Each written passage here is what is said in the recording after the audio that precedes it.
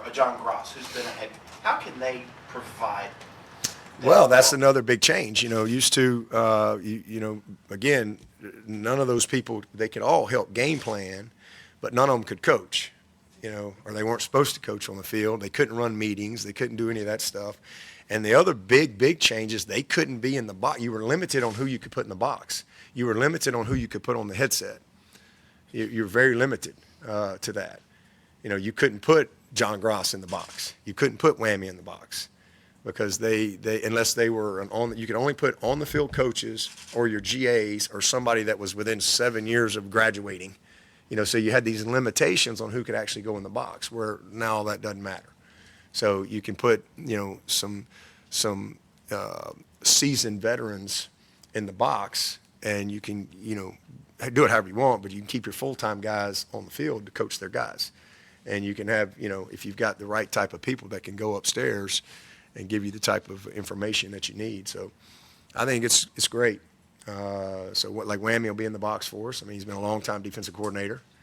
He can be on a headset. He couldn't have been on a headset, if it wasn't for the rule change. Gross will be in the box. Danny will be in the box. I mean, so, we'll have some veteran people up top to go along with, the other ones that we want to be up there. So it's great. It's a good change. And I'm assuming you had the Beanie Bowl. Yeah. How did that work out? Clemson won. Beat the Washington Generals again. All you old people, Harlem Globetrotters, know that.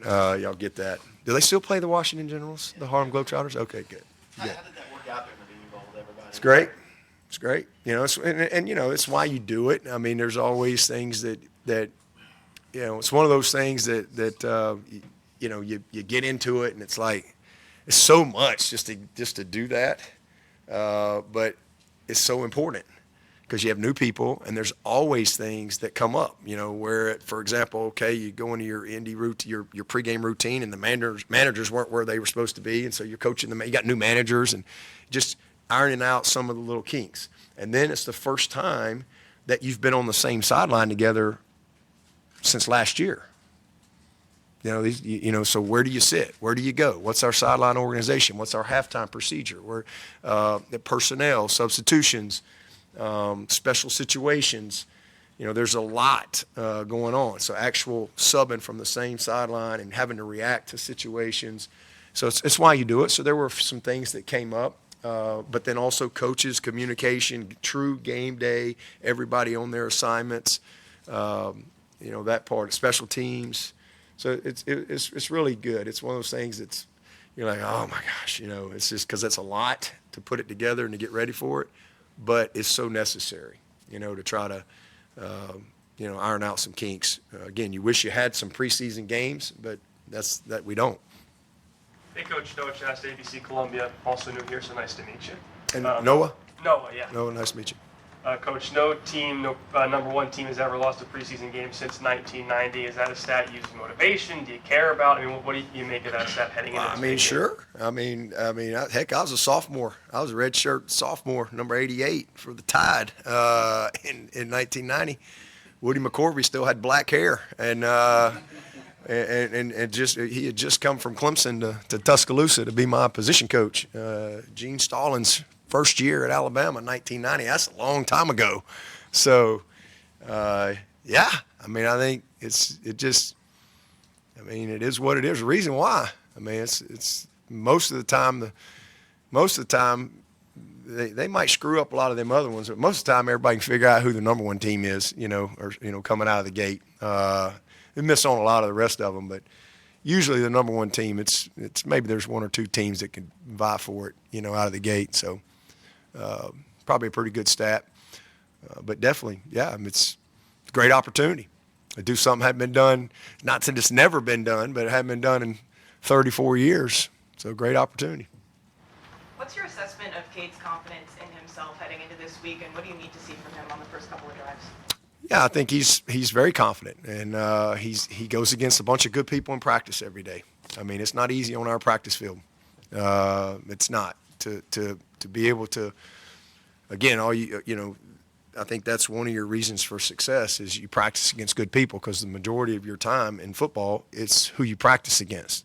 So he goes against a great group every single day, great coaches, great players, and he's grown. It makes him better. So I think he's in a good spot. I think he grew a lot last year in how he finished. He's carried that over into the offseason. He's really established himself as a leader on this team, and proud of him. But, what we need to see from him Saturday is just what we've seen in the practice. Take care of the ball, make good decisions, manage the game, be opportunistic with his legs when those things present themselves, and just, let it rip, man. Let it rip. Coach, Clemson-Georgia's rivalry that goes way back. Gary Stokan, the CEO of the Peach Bowl, told me that it was an interesting story how this matchup kind of transpired. Dan Radakovich, when he played Georgia in 21 in Charlotte, he said that they wanted to play the game in Atlanta, but they already had a game scheduled for the Aflac kickoff. Gary Stokan said that they would have done a doubleheader if Dan had called, or figured out a way to get Clemson-Georgia playing that game. Can you kind of elaborate on how this all unfolded?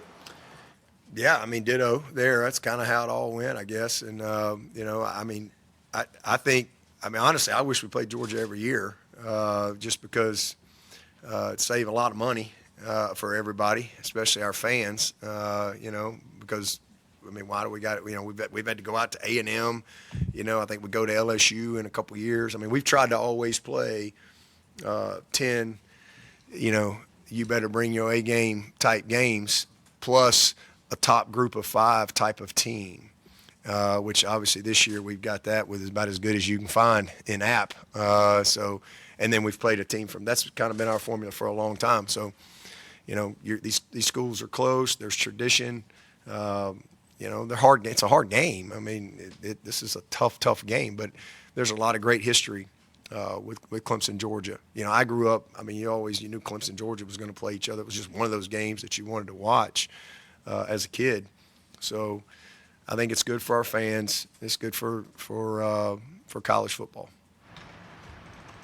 You mentioned Carson Beck, called him the Heisman potential candidate. Obviously, you're not going to give away the game plan, but what are the challenges that he presents? He's just really smart. He has great understanding of their scheme. He knows where everybody is. He's accurate. He's a very accurate guy. And as I said earlier, he picks his spots where he'll use his legs. They do just enough with him in the run game to slow you down just a little. But he finds the underneath players. If you leave a check down open, he's going to find him. He knows where he's at. But he doesn't put the ball in jeopardy a whole lot. So just a he's a very good player. Again, he's got a live arm. There's really nothing not to like about the kid. He's a dude. He's a great one. You mentioned Cade using his legs. How much more comfortable is he in the zone read game and just having a feel for that? Yeah, much more. That was an area last year where he needed to grow, and he got the same thing, got better as the season went, but especially first half of the season, he too many TFLs where he didn't make the right decisions. He had one, in a poor decision in a critical situation. So just being decisive within the scheme. And that was something we needed to see from him coming out of the season, and just a little more consistency there, and he's done that. He's been really good. If he'll carry those things to game day, he's going to have a great year. I just think his poise, his confidence, his understanding of everything going into year 2 with our scheme is, it should show. Coach, I know you guys practice a lot of your Tigers traditions before the season, make sure everything's in order. What do you coach as far as a successful run down the hill? Are there some key points for coaching that up? I don't really coach much on run down the hill. The biggest thing we coach up there is, we get behind the rock, let's respect the rock, let's respect the tradition, and we lock up kind of behind the rock, if you will, with the players, and then let's just get down the hill and let's get to work. There's no real, to each his own. Get on down the hill. Some of them go fast. Some of them will take their time a little bit. Some will jump. But the main thing is how we load and unload the buses, how we lock up behind the rock, and that's pretty much it. No Monday depth chart this year. Is that because Georgia is not putting one out week 1, or what's the reasoning there? Yeah, I mean, just so y'all would ask, just to make y'all have to dig a little deeper. They got to buy the subscriptions to all of our Tiger websites and, have to get the inside scoop from Larry on who's playing where and who's running out there first. I guess that's it. I don't know. It seems like a new thing. When's the last time you think you didn't do a week I 1? have no idea. I have no idea. I don't. Georgia's lost 2 games in the past preseason, I guess. Have you looked at those losses? And Yeah. What did Alabama do? It was a short list. Well, I mean, Alabama just they won the line of scrimmage, and they made a few more competitive plays. And if you look at the SEC championship game, they had the critical turnover. It's the difference in the game. I mean, and the crazy thing is the critical turnover was a reverse, and it's fixing to go. It was had it up. They had it. But just the exchange wasn't clean. Balls on the ground. Bam, they come up with it inside the 10 or wherever it was, and it's the difference in the game. What was it, 27-24? Is that what the score was? So, yeah, it's just a couple of plays. They made the 2 more plays that you got to make to beat an opponent like this. That's what it comes down to. I mean, 2 plays. I mean, the last time we played them, it was 1 play. And again, there's a lot of plays that you'd love to get back on both sides, but when it came down to it, there was 1 play that decided the game. Pick 6. Obviously, ball security was an issue for you guys last year. I mean, is there anything you can see in practice that gives you faith it's going to be better, or you really just have to see them play? Well, hopefully I think we're a little more mature, a little more experienced. I mean, we've worked really, really hard at it, just like we did last year. And, so I guess hopefully just the maturity and the experience factor will show up for us. I mean, that's definitely an area that we have to be better. We were really, really poor in ball security last year. And not only, the turnovers, but where they happened were just catastrophic. I mean, you're talking a lot of them were in the red zone. And you put drives together and you get no points, and it's so costly. And it's deflating. It's hard to overcome those things. So just way too many. And hopefully when this season is over, that's an area that we're much improved. And if we are, we'll have a better year. Coach, with this game being quote-unquote a neutral site, what are you expecting in terms of orange versus red in the crowd, and what are you preparing for in terms of atmosphere? Yeah, I mean, I don't know what the ticket breakdown is. I don't know how that all worked. I don't know if there was backdoor funneling to the Georgia fans. I have no idea. But Clemson will have a ton of fans there. Georgia obviously have a ton of fans there. It'll be an awesome environment. It'll be a great crowd. And we've tried to prepare our guys as much as you possibly can. Again, this is, we're not getting to open at home, where you've got, just what you can expect on the offensive side. It's going to be loud right out of the gate. So, and then you're playing this is a great defense. It's one of the top defenses in the country, and they do a lot of movement. There's a lot of pressures. There's a lot of stemming and stuff like that. And so, being able to be on the same page, catch that movement with your cadence, especially when you have a silent cadence, those are challenges when you have a ton of noise. So you have to practice that. You got to really work hard on that. And so that's why you try to create as much unrealistic noise in practice as you can, in your blitz periods, in your run periods and run fits and protections with, again, all the movement that they don't just line up. Sometimes they do, but most of the time they're moving. So being able to communicate and be on the same page and, again, execute your cadence in that environment is always a challenge. I mean, it's what you do, but when you haven't played in a while, that's something that certainly you worry about going into a game like this. So you try to prepare the best you can. Is it kind of crazy that in your career, most of your career at Clemson's head coach, that most of the games you start the season with have been on the road or neutral sites? Yeah, that sounds like an AD problem. At grahamneff.com. I don't think we've had a home opener since 19 maybe. So, and then not only that, I mean, you look around the country and you go, boy, it'd be nice to maybe have a little, I remember, I think I told y'all, Coach Spurrier called me one time. We both got beat and matter of fact, it was the Georgia game. We played Georgia in 14, and he called me on that. And I think they played Texas A&M and just got boat raced the whole game, like all 4 quarters. And it's this classic Spurrier. Still got the voicemail, and he calls me, and he's just like, and then I call him back, and he's just like, yeah, I don't know why we schedule these games. I tell you, I just don't know. We go play that team over here down the road, get a little win, everybody's happy, get to work out some of them problems, because there are going to be some problems. Yeah, I don't know why we schedule these games like this right out of the gate, and he says, yeah, but hey, look, I just calling you. Yeah, it looked like y'all got your ass kicked for, 1 quarter.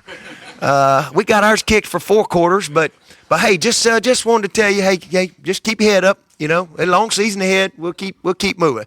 Classic Spurrier, and I always appreciated that about him. Because he has this persona, but he really was a good dude. He's still a good dude, and just very caring, and I think he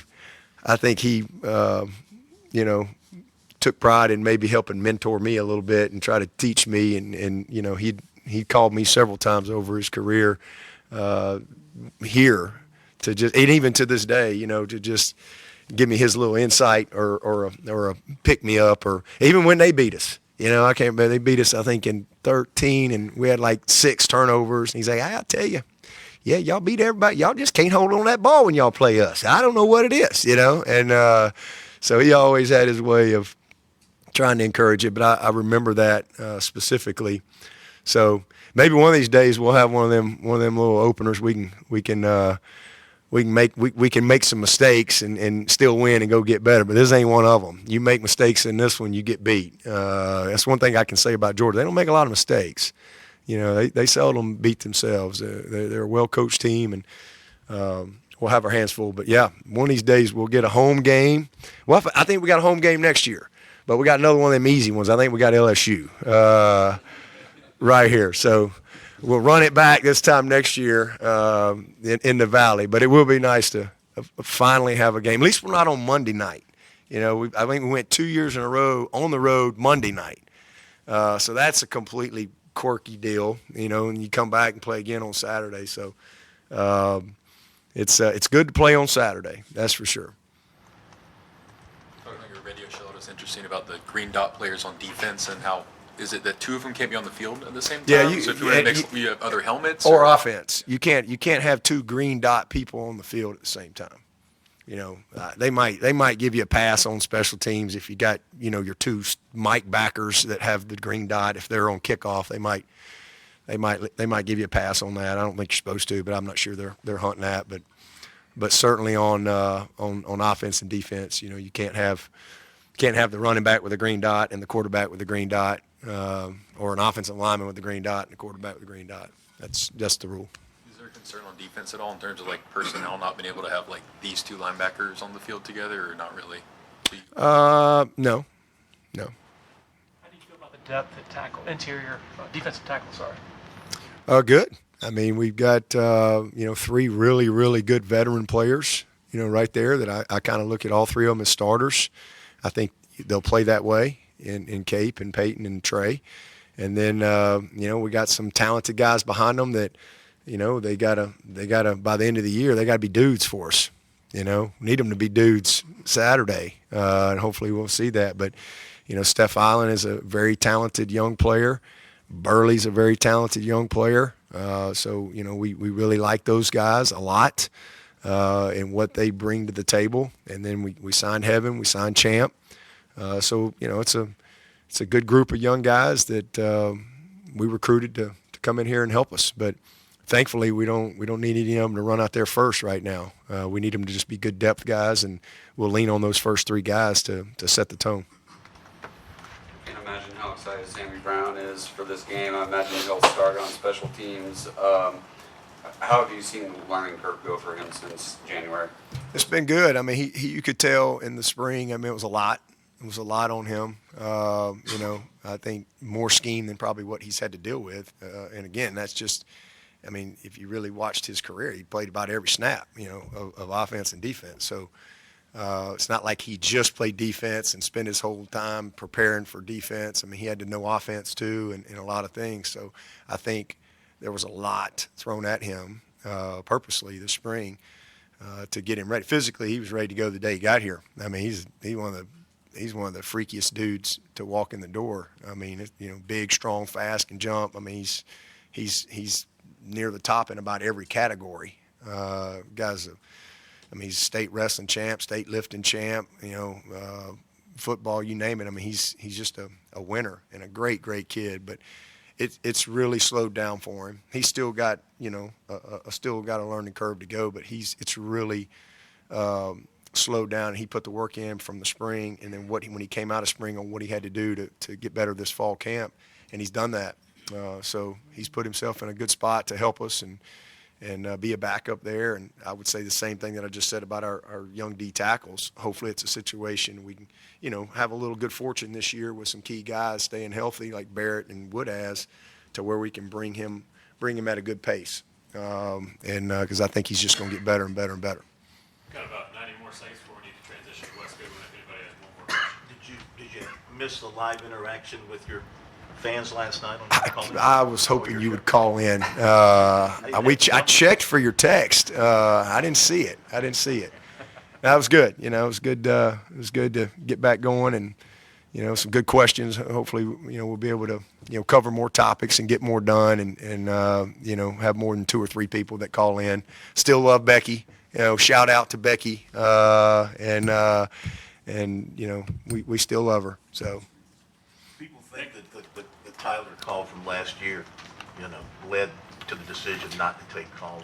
What was it behind the decision? Well, actually, and that's what people will assume, and that was brought up in, you know, all the stuff. But actually, internally, they've been talking about it for a while to make a change to the format and really look at what most other people were doing, being able to take more questions, being able to talk more ball, being able to, you know, not just have 2 or 3 people that you spend the evening talking to, but you know, I mean, that certainly